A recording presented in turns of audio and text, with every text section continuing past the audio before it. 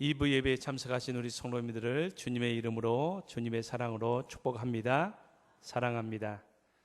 하나님께서 우리에게 11월 달을 허락하여 주셨습니다.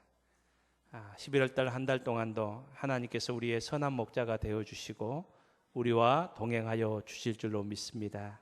이런 은혜가 여러분과 여러분의 가정에 항상 풍성하시기를 주님의 이름으로 축복합니다. 어제 토요일 제가 교회를 향하여 출근하는데 저의 아내하고 저의 딸이 강천산에 간다고 길을 나서더라고요. 저희 아내하고 딸이 강천산에 뭐하러 갔을까요? 이 가을에 전도하러요? 예. 단풍 구경하러 간다고. 저는 교회에 출근하는데, 예, 둘이 이렇게 강천산 단풍 구경 간다고 갔습니다. 교회에서 한참 일을 하다가 이제 잘 지내는지 이제 근황이 궁금해서 전화를 했습니다. 전화를 하니까 사람이 너무 많이 와가지고요. 차도 너무 많이 와서 이 차를 주차도 이 근처에 못 하고 그냥 출구에서 아주 먼 곳에 해서 이렇게 너무 멀리 걸어가고 있다고. 사람들이 또 많아서 또 밀려서 이 단풍 구경은 제대로 못하고 사람 구경하고 사람에 치여 죽을 것 같다고 이렇게 얘기를 하더라고요. 제 마음이 어쩌겠습니까? 제 마음이 어쩌겠습니까? 예. 이 사람이 참 못됐어요. 예. 제 마음은 저 빼놓고 갔는데 참 고소하다라는 그런 생각이 마음 깊은 곳에서 이렇게 스물스물 올라오는데 참 그 마음이 참 뭐라고 표현하기가 힘들더라고요. 어쨌든 잘 다녀왔습니다. 여러분, 저는 대신 첨단 점심 먹고 첨단 이렇게 우리 LC타워 이렇게 왔다 갔다 하는데 거기도 낙엽이 많이 떨어져 있고 단풍이 많이 있더라고요. 여러분, 단풍 구경하러 어디 가지 마세요. 고생합니다. 고생해요. 참단에만 봐도 단풍이 많이 있습니다. 단풍 구경도 중요하지만은 가을 시에도 나와 있잖아요. 가을에는 기도하게 하소서. 기도하는 자리에 우리 성도님들이 함께 나와서 함께 기도할 수 있는 우리 성도님들이 될 수 있기를 주님의 이름으로 축복합니다. 오늘 사무엘상 28장의 말씀입니다. 우리가 읽은 3절 말씀에 보면 이렇게 시작합니다. 사무엘이 죽었으므로. 오늘 3절 말씀에 사무엘이 죽었다 이렇게 기록되어 있어서 혹시나 사무엘이 지금 죽었구나, 이 28장 지금 이 시점에 사무엘이 죽었다라고 이렇게 혹시 생각하시면은 큰일 납니다. 그렇게 생각하시면 사무엘을 2번 죽이는 일입니다. 왜냐하면 사무엘은 이미 25장에 죽었다고 이렇게 기록되어 있기 때문입니다. 여러분, 그렇다면 이미 이전의 일, 그러니까 사무엘이 이미 이전에 25장에 죽었었는데 왜 사무엘의 죽음을 다시 한 번 더 오늘 28장에 언급하고 있습니까? 이것은 지금 시대적 상황을 우리에게 말해주기 위해서, 표현해주기 위한 그런 언급입니다. 저는 이 사무엘의 죽음을 다시 한번 이렇게 언급하는 이유는 2가지 이유가 있다고 저는 생각을 합니다. 첫 번째로는 이스라엘 공동체, 이 사울 왕국의 영적인 상태를 우리에게 암시해주고 표현해주고 있는 내용입니다. 여러분, 사무엘 선지자는 이스라엘 공동체의 영적 버팀목 역할을 했습니다. 그렇지만 이 사무엘 선지자가 죽고 없습니다. 그러니까 이 이스라엘 공동체의 상황이 어떠했겠습니까? 여러분, 사무엘 3장에 보면은 사무엘 선지자가 등장하는 모습이 나옵니다. 어린 사무엘이라고 나옵니다. 그러면서 그 시대 상황을 이렇게 표현하고 있습니다. 여호와의 말씀이 희귀하였다. 영적으로 캄캄하고 어두워졌던 그 시대에 어린 사무엘이 등장하고 있는 그 모습을 보여주고 있습니다. 하나님께서는 이 사무엘 선지자를 통해 하여서 어두운 영적으로 암울했던 이 이스라엘 사회를 말씀을 통하여 사무엘 선지자를 통해서 말씀을 증거하셔서 그 사회를 깨워 주셨습니다. 그런데 이 사무엘 선지자가 죽고 없습니다. 그러므로 이 이스라엘 사회와 또 사울 왕국이 얼마나 영적으로 어두웠는지는 우리가 짐작해 볼 수 있습니다. 이 사무엘이 죽었다는 이 사실을 다시 한번 언급하면서 이스라엘 사회 공동체의 영적인 어두움을 우리에게 표현해 주고 있습니다. 여러분, 또 한 가지는 이와 곁들여서 또 한 가지는 인간은 유한한 존재임을 우리에게 말씀해 주고 있습니다. 여러분은 아무리 영적으로 믿음이 좋고 또 뛰어난 사람이라도 모든 인간은 죽을 수밖에 없는 유한한 존재입니다. 그러므로 우리가 사람을 바라보거나 사람을 의지해서는 안 됩니다. 아무리 영적으로 뛰어나고 믿음이 좋은 훌륭한 사람이라도 그 사람을 의지하고 그 사람을 바라보아서는 안 된다는 겁니다. 여러분, 한국교회에 지금 이 시대의 한국교회에 어려움에 봉착한 이유 중에 하나도 저는 여기에 기인한다고 생각합니다. 그래서 성경은 누누이 우리에게 말씀해 줍니다. 특별히 히브리서 12장 2절 말씀에 보면은 믿음의 주요 또한 우리를 온전케 하시는 이인 누구를 바라보라고요? 예수를 바라보라. 한번 따라합시다. 예수님을 바라봅시다. 우리 월객교회가 사람을 바라보는, 사람을 의지하는 교회가 아니라 예수님을 바라보는, 예수님을 의지하는 복된 교회 될 수 있기를 주님의 이름으로 축복합니다. 우리의 가정과 우리의 삶이 날마다 사람 의지하는 것이 아니라, 이 세상 의지하는 것이 아니라 영원하신 우리 하나님, 우리 주님을 바라보는 저와 여러분이 될 수 있기를 주님의 이름으로 축복합니다. 여러분, 그러면서 이 영적으로 어두워졌던 이 이스라엘 공동체 또 사울 왕국의 큰 어려움에 그리고 큰 난관에 봉착했음을 오늘 성경은 우리에게 말씀해 주고 있습니다. 6절 말씀에 5절 말씀에 보면은 이렇게 말합니다. 사울이 블레셋 사람들의 군대를 보고 두려워서 그의 마음이 크게 떨린지라. 지금 블레셋 군대가 이스라엘을 침략해 왔습니다. 사울이 이 모습을 보고 두려워하며 마음이 떨렸다 이렇게 말합니다. 이것은 사울의 문제만 아닙니다. 이스라엘 공동체의 왕이었던 사울이 이러니까 여러분, 이스라엘 공동체 어떠겠습니까? 사울과 동일한 그 모습을 보이고 있는 것입니다. 여러분, 이 사울은 이 문제를 어떻게 해결하려고 하고 있습니까? 사울은 여러 가지 방법을 동원해서 하나님의 도우심을 찾고 있습니다. 6절 말씀입니다. 사울이 여호와께 묻자오되 여호와께서는 꿈으로도 우림으로도 선지자로도 그에게 대답하지 아니하심으로. 사울은 하나님께 도우심을 찾고 있습니다. 하나님 앞에 이 문제를, 이 난관을 어떻게 해결해야 됩니까? 라고 하나님께 묻고 있습니다.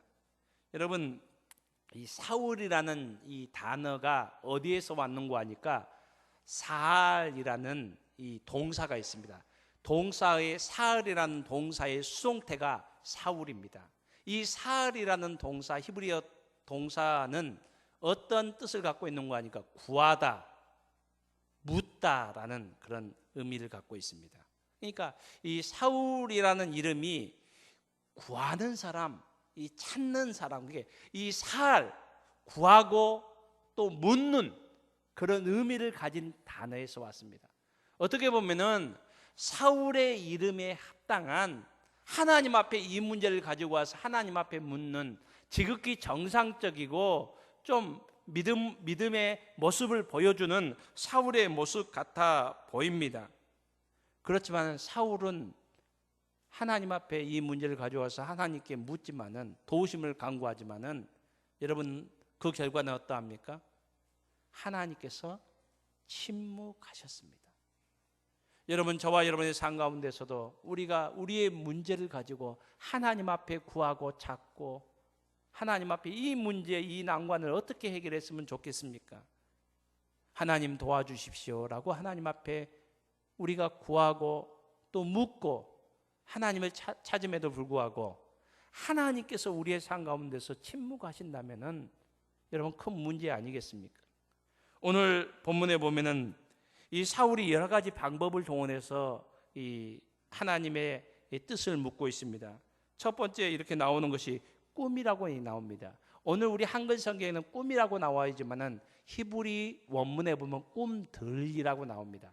그러니까 이 사울이 가장 원했던 방법은 자신이 이 꿈들을 통해서 하나님의 뜻을 알기를 원했습니다. 왜냐하면 그 당시에는, 구약 시대는 하나님께서 꿈을 통해서 하나님의 뜻을 이렇게 보여주셨기 때문입니다. 여러분, 꿈하면 구약의 인물들 중에 어떤 인물이 생각납니까? 요셉이 생각해요. 요셉. 하나님께서는 요셉의 꿈을 통해서 하나님의 뜻, 하나님의 계획을 보여주셨고 말씀하셨습니다. 여러분, 요셉만이 아닙니다. 다니엘의 꿈을 통해서도 하나님께서는 하나님의 계획과 하나님의 뜻을 밝히 보여주셨습니다. 여러분, 민수기 12장에 보면은 이 모세의 형 아론과 모세의 누이였던 미리암에게 하나님께서 이렇게 말씀하십니다. 하나님이 직접, 하나님께서 환상과 꿈을 통해서 자신의 백성들에게 자신의 뜻을 밝히시고 또 자신의 뜻을 드러내시는 하나님이심을 하나님이 직접 미리암과 그리고 아론에게 말씀하셨습니다. 하나님께서는 구약시대에 꿈을 통해서 자신의 뜻을 이렇게 보여주셨습니다. 그래서 사울도 자신이 꿈들을 통해서 하나님의 뜻을 알기를 원했지만 하나님께서는 어떤 꿈을 통해서도 말씀하시지 않았습니다.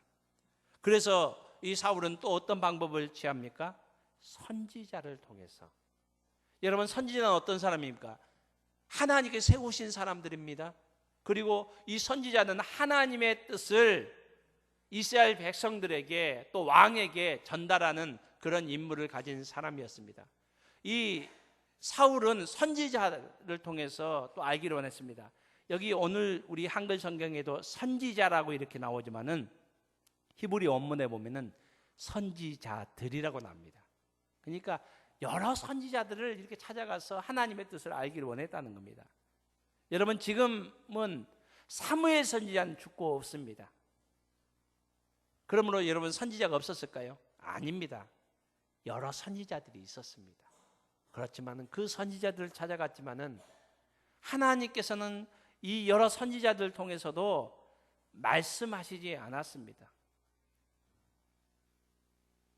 하나님께서는 선지자를 통해서 그 당시에 말씀하시지 않았을까요? 사무엘 선지자가 죽고 나서는 말씀하시지 않았을까요? 여러분, 그렇지 않습니다. 여러분, 사무엘상 22장에 보면은 사울에게는 여러분 어떤 선지자를 통해서 말씀하시지 않았지만은 다윗에게는 갓이라는 선지자를 통해서 모압 땅에 있는 다윗에게 하나님께서 갓 선지자를 보내서 하나님의 말씀을 전하게 하십니다. 어떤 말씀이었습니까? 다윗에게 유다 땅으로 들어가라. 모압 땅에 있지 말고 유다 땅으로 들어가라. 하나님께서는 다윗에게는 갓 선지자들 통해서 말씀하셨지만은 사울 왕에게는 다른 어떤 선지자를 통해서도 말씀하시지 않았다는 겁니다. 그래서 오늘 본문에는 또 한 가지 방법이 나옵니다. 우림을 통해서라고 말합니다. 우림. 여러분, 우림은 좀 생소하죠. 우림이라는 것은 생소한데 한번 화면을 좀 보여줄 수 있겠습니까? 준비한 화면 좀 보여주시면 감사하겠습니다. 여러분, 대제사장의 모습입니다. 대제사장의 의복, 성경에 나오는 의복의 모습인데 여러분 이 앞에 꼭 앞치마 같은 거 있죠? 앞치마 같은 것이 있고 여기 가운데 뭔가 또 있죠? 예. 이게 여기 앞치마 앞에 이 가운데 있는 이것이 12개의 보석이 부착되어 있습니다. 보석이. 여러분 저도 그런 거 하나 해주세요. 보석 12개. 예. 이 보석이 붙여있는데 이것을 흉패라고 합니다. 흉패. 그런데 또 성경에서 판결흉패라고 합니다. 판결흉패. 이 판결흉패 안에 우림이 들어 있습니다. 우림이. 근데 성경에는 우림만 말하지 않습니다. 우림만 말하는 것이 아니라 둠밈. 그래서 성경에 나올 때는 우림과 둠밈 순서를 바꿔서 둠밈과 우림.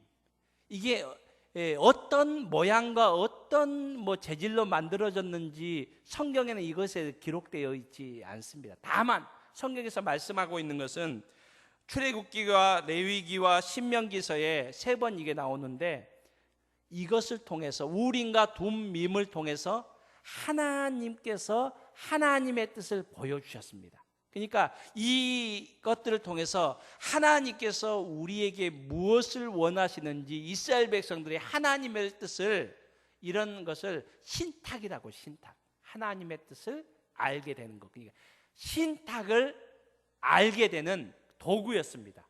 이 우림과 둠밈은 어디에 있었는가 하니까 말씀드렸죠. 흉패 안에 들어 있었습니다. 흉패 안에. 그러니까 이 사울이 이것을 통해서도 하나님의 뜻을 알고자 했습니다. 그렇지만은 여러분 다른 출애굽기 그리고 레위기 신명기에는 우림과 둠밈이 동시에 나오는데 유일하게 오늘 본문에만 사울이 뭐라고 말하는가 우림만 나오기 때문에 신학자들이 여기에 대해서 이것은 성경이 우림과 둠밈을 원래는 함께 사용하고 있는데 이 우림만 사용하고 있는 것은 사울이 하나님께서 주신 그 하나님의 뜻을 묻는 이 도구를 잘못 사용했다는 것을 이렇게 암시하는 표현이다라고 이렇게 해석하는 학자들도 있습니다. 어쨌든 사울은 이 모든 것, 사울이 할 수 있는 모든 것을 통해서 하나님의 뜻을 알기를 원했습니다. 하나님 지금 블레셋이 우리를 쳐들어왔고 우리의 힘으로는 이 사람들을 이길 수 없는데 어떻게 해야 되겠습니까? 하나님의 뜻을 알기를 원합니다 라고 이렇게 하나님의 뜻을 구하였지만 하나님의 뜻을 알 수 없었습니다. 여러분 하나님께서는 성경 곳곳을 통해서 하나님 앞에 구하라고 이렇게 말합니다. 하나님의 뜻을 구할 때에 하나님께서 응답하시겠다고 말씀하시고 약속했습니다. 성경 곳곳에 말씀하셨습니다. 약속하셨습니다. 특별히 예레미야 33장 3절 말씀에 보면은 너희는 내게 부르짖으라 내가 내게 응답하겠고 너희는 내게 부르짖으라 내가 내게 응답하겠고 하나님께서 약속하신 말씀입니다. 내가 알지 못하는 크고 은밀한 일을 내게 보이리라. 아멘. 여러분 하나님께 이렇게 약속하셨는데 왜 사울이 그토록 하나님의 뜻을 알고자 간구하고 묻고 있는데도 하나님께서는 약속대로 왜 응답하지 않습니까? 왜 하나님은 사울에게 침묵하고 있습니까? 여러분 이 문제는 사울의 문제이기도 하고 여러분 어떻게 보면 오늘 우리의 문제이기도 하지 않습니까? 여러분 그리고 오늘 말씀에 보면은 3절 말씀에 3절 하반절 말씀에 이런 기록이 또 있습니다. 사울은 신접한 자와 박수를 그 땅에서 쫓아내었더라. 쉽게 말하면은 종교 개혁을 단행했다는 겁니다. 여러분 이스라엘 왕들이 많이 나오지만은 이렇게 종교 개혁을 실시한 왕들이 그렇게 많지가 않습니다. 하나님께서는 여러분 레위기 19장과 신명기 18장에서 하나님께서 약속하신 가나안 땅에 들어가기 전에 모세를 통해서 이스라엘 백성에게 당부하셨습니다. 그 땅에 들어가면은 이방 사람들이 붙들고 믿는 박수와 신접한 여인들이 있는데, 우상을 섬기는 또 귀신을 섬기는 사람들이 있는데, 점치는 사람들이 있는데, 그 사람들을 하나님께서 주신 땅에서 다 내쫓으라겠습니다. 그렇지만 지금까지 어떤 이스라엘 백성들이 이 일을 하지 못했다는 겁니다. 그런데 사울이 이 일을 지금 하고 있는 겁니다. 여러분 얼마나 하나님의 말씀에 순종하는 모습 같아 보입니까? 여러분 그렇지만 이 부분만 보면 그러는데, 3절 말씀 하반절만 보면 그런데, 오늘 우리가 읽었던 말씀 전체를 보면은 여러분 그렇지 않음을 우리가 보게 됩니다. 여러분 7절에 보면은 이렇게 말합니다. 사울이 하나님께서 어떠한 것도 응답하시지 않고 하나님께서 자신에게 침묵하시니까 사울이 그의 신하들을 불러서 비상강요회의를 합니다. 그리고 신하들에게 이런 명령을 내립니다. 7절에 이렇게 나옵니다. 나를 위하여 무엇을 찾으라? 선지자를 찾으라? 아닙니다. 신접한 여인을 찾으라. 그러니까 앞에서 신접한 여인들과 박수들을 다 내어쫓는 그 일을 실행해 놓고도 결정적인 순간에 누구를 찾아요? 신접한 여인을 찾는 그 모습을 보여주고 있습니다. 그리고 오늘 본문 말씀에 보면은 이런 내용이 나옵니다. 4절 말씀에 보면은 블레셋 사람들이 이스라엘을 치러 수넴에 진치고 있고, 사울과 이스라엘 백성들은 길보아에 지금 진치고 있고, 이 신접한 여인을 이 사울 왕이 찾으라고 이렇게, 내가 그 사람 만나 어디 있는지 나한테 말해주면 그 여인을 만나러 가겠다 이렇게 했는데, 신하들이 찾았습니다. 신접한 용한 신접한 여인이 어디 있다고요? 엔돌에 있다고 이렇게 말하는 것을 사울이 들었습니다. 그래서 만나러 갑니다. 여러분 한번 지도를 한번 잠깐 봤으면 좋겠습니다. 이 말씀을 이해하기 위해서. 여러분 지금 빨간 지역들 세 군데 보이시죠? 나머지 지역들은 29장 말씀을 보면서 다시 한번 살펴보겠습니다. 오늘 본문은 이 빨간 표현들입니다. 이스라엘 백성들은 지금 어디에 있습니까? 길보아산, 길보아 지역에 있습니다. 그리고 블레셋 사람들은 어디에 와 있습니까? 수넴에 와 있습니다. 그런데 지금 사울이 만나러 가려는 여인은 어디에 있습니까? 엔돌이라는 지역에 있습니다. 이 지금 사울이 있는 길보아에서 엔돌까지의 거리는 직선거리 20km가 넘는 거리입니다. 사울은 이 거리를 찾아갑니다. 근데 여러분 찾아가기 위해서는 어떤 지역을 지나가야 됩니까? 수넴을 지나가야 됩니다. 수넴. 거기에는 어떤 사람들이 진치고 있습니까? 블레셋 사람. 여러분 쉽게 말하면은 거리상으로는 좀 맞지 않지만은 쉽게 저희가 설명드린다면은 지금 사울이 이 첨단에 있는 거예요. 첨단에 있는데 신접한 여인은 신가동에 있어요. 만나러 가려고 해요. 그런데 이 블레셋 사람들이 어느 지역에 지금 있는 거 하니까 수안 지역에 있어요. 수안 지역에. 그렇다면 여러분 간다는 게 쉬운 일입니까? 어려운 일입니까? 가려고 한다면, 만나러 가려면 무엇을 걸고 가야 됩니까? 목숨을 걸고 가야 되는 거예요. 여러분 지금 블레셋 사람이 한두 명이 와 있는 거 아니에요. 그 속을 이렇게 군인들 데리고 뚫고 갈 수 있으면은 두려워하고 떨 필요가 없죠. 지금 오늘 본문에 얘기하지만은 사울은 몰래 가기 위해서, 숨어서 가기 위해서 부하 2명만 데리고 가요. 인위적으로는 블레셋 사람들을 뚫고 갈 수가 없는 상황입니다. 그러니까 다른 말로 하면은 사울은 신접한 여인 만나기 위해서 자기 생명 걸고 가는 겁니다. 결사적인 겁니다. 얼마나 필사적인지를 이 내용은 오늘 성경 우리에게 말해주고 있습니다. 사울은 하나님을 찾는 데 필사적인 것이 아니라 신접한 여인을 만나러 가는데 필사적이고 결사적이고 자기 생명을 내어놓고 가는 그 모습을 오늘 성경은 말씀해주고 있습니다. 그리고 우리가 읽지는 않지만 9절과 10절에 보면은 이런 내용이 나옵니다.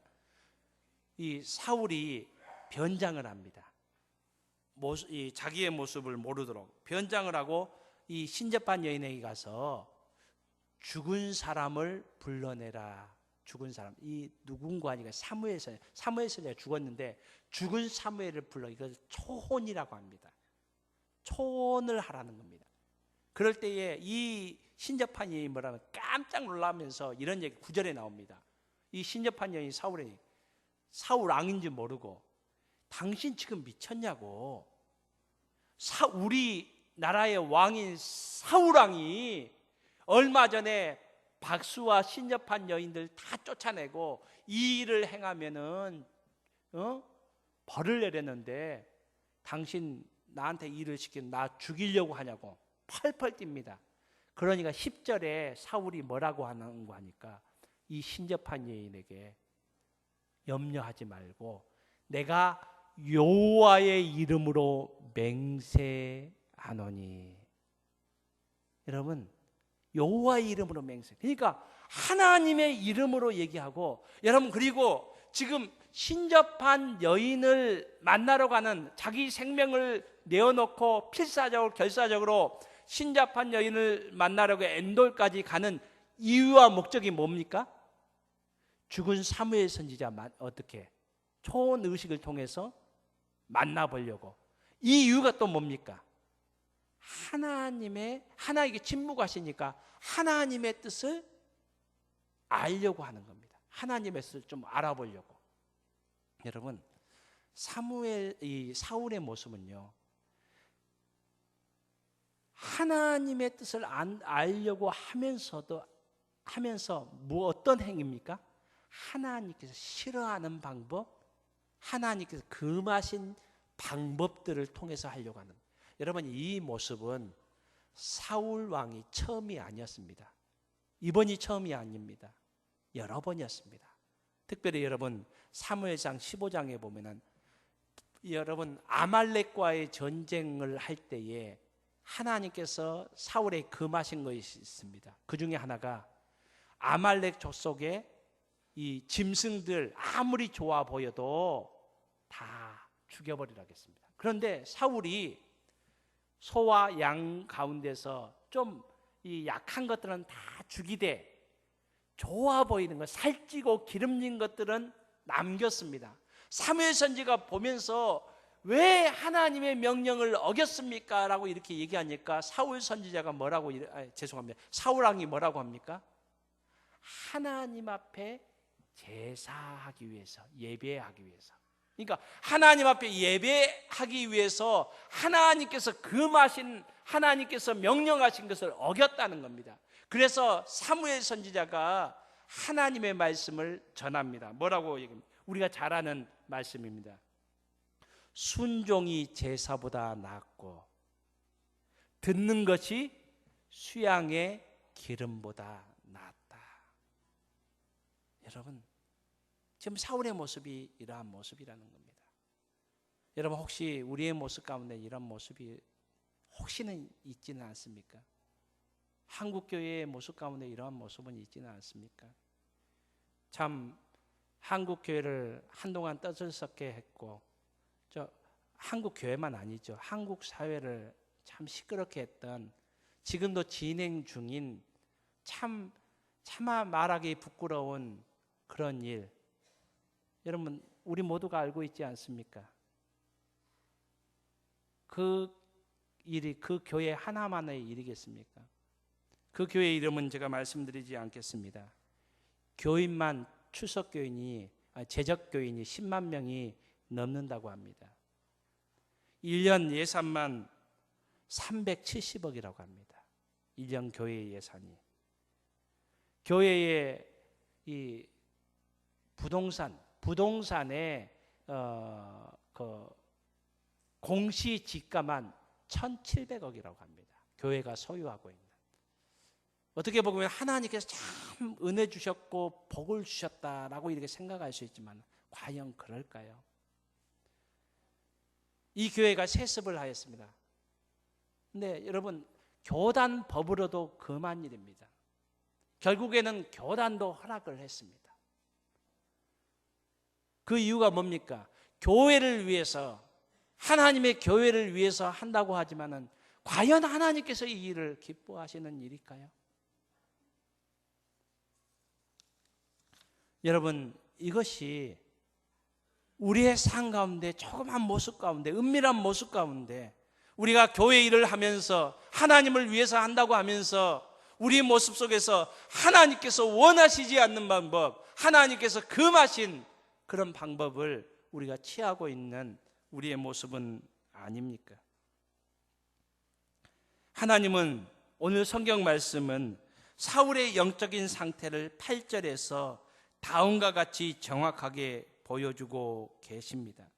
8절에 사울은 신접한 여인을 만나러 가기 위해서 하고 있는 그 행동의 모습을 성경이 이렇게 기록하고 있습니다. 한번 따라 했으면 좋겠습니다. 사울이 다른 옷을 입어 변장하고, 길보아에 있던 사울이 이 엔돌까지 가기 위해서 수넴에 진치고 있는 블레셋 사람들을 이렇게 통과해야 되기 때문에 사울은 변장할 수밖에 없었습니다. 그래서 다른 옷을 입었다라고 이렇게 표현하고 있습니다. 여러분, 그렇지만 여기에는 하나님께서 우리에게 주시는 영적인 의미, 상징적인 의미가 담겨 있습니다. 여러분, 사울은 변장하기 위해서 이 블레셋 사람들을 속이기 위하고, 그리고 신접한 여인을 속이기 위해서 변장하여 다른 옷으로 입었다라고 이렇게 말하고 있습니다. 여러분, 여기에 담겨져 있는 영적인 의미는 어떤 의미가 있을까요? 하나님은 하나님의 백성들에게 이 세상의 많은 사람들 가운데서 우리를 택하시고 하나님께서 구별하여 우리에게 주신 옷이 있습니다. 하나님이 거룩하니 너희도 거룩하라고 말씀하시면서 이 땅을 살아가면서 눈에는 보이지 않지만 하나님께서 주신, 우리에게 주신 옷이 있다고 이렇게 말씀하고 있습니다. 창세기 3장에 보면은 최초 인류였던 아담과 하와가 하나님의 말씀을 어기고 범죄하여서 그들의 수치와 그들의 부끄러움을 발견하고 나뭇잎으로 그들의 수치와 부끄러움 죄를 가려보려고 했습니다. 그럴 때 하나님께서 그들을 친히 찾아오셔서 무엇을 주셨습니까? 가죽옷을 입혀 주셨습니다. 이 가죽옷은 그냥 보통 가죽옷이 아니라 바로 예수 그리스도의 보혈의 피를 말씀해 주고 있습니다. 여러분, 저와 여러분은 죄와 허물로 말미암아 구원받을 수 없는 사람들이지만은 하나님께서 우리에게 예수 그리스도의 보혈의 옷을 주신 줄로 믿습니다. 이것이 하나님께서 우리에게 주신 은혜입니다. 여러분, 그뿐만 아니라 이사야 선지자는 이사야서 61장 말씀에서 이렇게 말씀합니다. 그는 누구를 말합니까? 하나님이 나에게 구원의 옷을 입히시고 의의 겉옷을 걸쳐 주시니. 저와 여러분에게 하나님께서 구원의 옷을 주셨습니다. 의의 겉옷을 주셨습니다. 로마서 13장에는 바울 사도는 이렇게 말씀합니다. 우리가 어둠의 일을 받고 빛의 갑옷을 입자. 하나님의 백성들이 이 땅에서 빛의 갑옷을 입어야 됩니다. 무엇을 벗고요? 어둠의 일을 벗고요. 하나님께서 원하시지 않는 삶의 방식, 더러운 옷을 벗고 의의 옷을 입어야 된다고 말씀하고 있습니다. 갈라디아서 3장 말씀에 보면은 누구든지 예수 그리스도와 합하기를 원하여 세례를 받은 자는 그리스도로 옷 입었느니라. 하나님은 사울을 구별하여 왕으로 세워주셨습니다. 그에게 특별한 하나님의 은혜를 주셨습니다. 그렇지만은 사울은 하나님께서 주신 은혜의 옷을 벗어버리고 죄악의 길로 가는 것을 지금 오늘 본문은 상징적으로 우리에게 말씀해 주고 있습니다.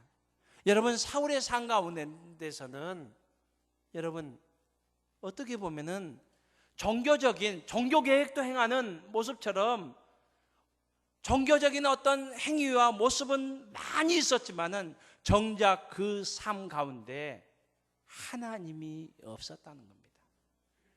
그의 삶 가운데 그 삶 중심에 하나님이 없는 그 사울이 아무리 하나님을 구하여도 하나님께서는 그에게 침묵하셨다라고 성경은 말씀하고 있습니다. 여러분, BC 740년 전 예루살렘 교회의 예루살렘 성전의 모습을 이사야 선지자는 이사야서 1장에서 말해주고 있습니다. 여러분, 이사야서 1장에 나오는 BC 740년경에 예루살렘 성전의 모습은 무엇이었습니까? 여러분, 하나님 앞에 예배드리기 위해서 모인 유대인들로 가득 찼습니다. 유대인들로 하나님 앞에 예배드리려는 유대인들로 가득 차 있습니다. 그리고 하나님 앞에 드리려는 예물로 헌금으로 가득 찼습니다. 그리고 절기마다 요즘으로 보면은 여러분 주일 예배, 오후 예배, 수요 예배, 금요 기도회, 새벽 기도에 여러분 사람들로 가득 차 있었습니다. 여러분, 이 모습은 예수님 당시에 예루살렘 성전의 모습과도 동일한 모습입니다. 여러분, 예수님이 예루살렘 성전을 방문하셨을 때에 하나님 앞에 예배드리려고 모인 유대인들로 가득 차 있지 않았습니까? 또 하나님 앞에 예물 드리려고 재물 가지고 왔던 그 재물들로 가득 차 있었지 않습니까? 여러분, 공통점이 있지 않습니까? 이사야 선지자 때의 BC 740년경의 모습과 예수님 당시의 예루살렘 성전의 모습과 오늘날 한국교회의 모습과 여러분, 그렇지만은 하나님의 반응과 예수님의 반응은 어땠습니까? 이사야서 1장에 보면 하나님께서 이렇게 말씀합니다. 너희가 많이 기도할지라도 내가 듣지 아니하리라. 하나님께서 침묵하시겠다는 겁니다. 예수님은 반응은 어땠습니까? 예루살렘 성전을 향하여 사람들로 가득 찼습니다. 하나님 앞에 드릴 예물로 가득 찼습니다. 강도의 소굴이라고 말씀하십니다. 그러면서 이 성전을 헐라. 여기서 성전은 예수님 자신을 말씀하기도 하지만은 예루살렘 성전을 말씀하기도 합니다. 왜 그렇습니까? 그들의 삶과 모습 가운데서는 종교 행위는 있지만은 하나님은 없었기 때문입니다. 여러분, 아무리 10만 명이 모이고 아무리 예산이 가득 차고 예배 시간마다 사람들로 넘쳐난다 할지라도 그 안에 하나님이 계시지 않으면은 우리의 삶 가운데 종교 행위는 있다 할지라도 하나님이 없다면은 우리가 아무리 하나님을 찾는다 할지라도 우리 가운데 하나님이 없다면은 하나님은 우리에게 침묵하심을 성경은 우리에게 말씀해 주고 있습니다. 여러분, 하나님의 자녀 가운데 가장 불행한 삶을 살아가는 사람은 누구일까요? 아무리 하나님을 찾고 부르짖어도 하나님께서 외면하시고 하나님께서 침묵하는 사람입니다. 여러분, 오늘 우리의 삶은 어떠합니까? 하나님을 찾고 하나님께 부르짖을 때에 하나님께서 우리에게 응답하십니까? 아니면 사울처럼 그 당시 이스라엘 백성들처럼 하나님께서 침묵하고 계시지는 않습니까? 우리나라 말 중에 이런 단어가 있습니다. 쇼윈도우 부부. 무엇을 말하는지 아시죠? 제가 백과사전에서 정확한 의미를 찾아보니까 실제로는 행복한 결혼 생활을 하고 있지 못하지만은 주변의 시선을 의식하여 마치 인꼬 부부처럼 행동하는 부부, 이런 부부를 쇼 윈도우 부부라고 한다고 합니다. 같이 법률적으로는 부부로 이렇게 묶여져 있지만은 그 안에 사랑도 없고 어떠한 의미도 없는 그런 모양만 부부인 부부를 쇼 윈도우 부부. 여러분, 저는 오늘 이렇게 말씀드리고 싶습니다. 쇼 윈도우 부부가 오늘 이 시대의 가정마다의 위기입니다. 문제입니다. 우리의 가정이 그런 가정이 되지 않기를 원합니다. 그런데 오늘 우리 교회 안에 쇼 윈도우 기독교인 크리스찬, 여러분, 저와 여러분이 그러지는 않습니까? 하나님 앞에 예배드리고 하나님의 말씀을 듣지만은, 하나님의 음성을 듣지만은 이 말씀이 내 삶 가운데 전혀 열매 맺지 못하고 우리의 마음이 길가밭이 되었고 돌짝밭이 되었고 가시떨기밭이 되어서 하나님의 말씀을 듣지만 그 말씀이 내 삶 가운데 어떠한 영향력도 끼치지 못하고 그 말씀이 내 삶 가운데 열매 맺지 못하는, 하나님과 내 삶 가운데 소통하지 못하고 내가 하나님 앞에 기도하여도 하나님이 응답하지 않고 하나님께서 나에게 말씀하셔도 내가 그 말씀에 반응하지 못하는 그러한 모습이 오늘 한국교회의 모습이고 혹시 저와 여러분의 모습이지는 않습니까? 그렇다면 오늘 말씀 앞에서 우리가 다시 하나님 앞에 나아갈 수 있는 저와 여러분이 될 수 있기를 주님의 이름으로 축복합니다.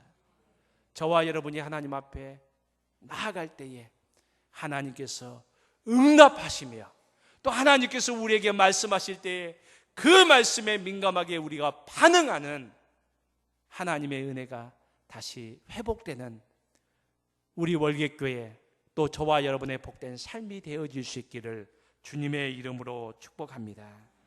우리 찬송가 401장을 찬송하겠습니다.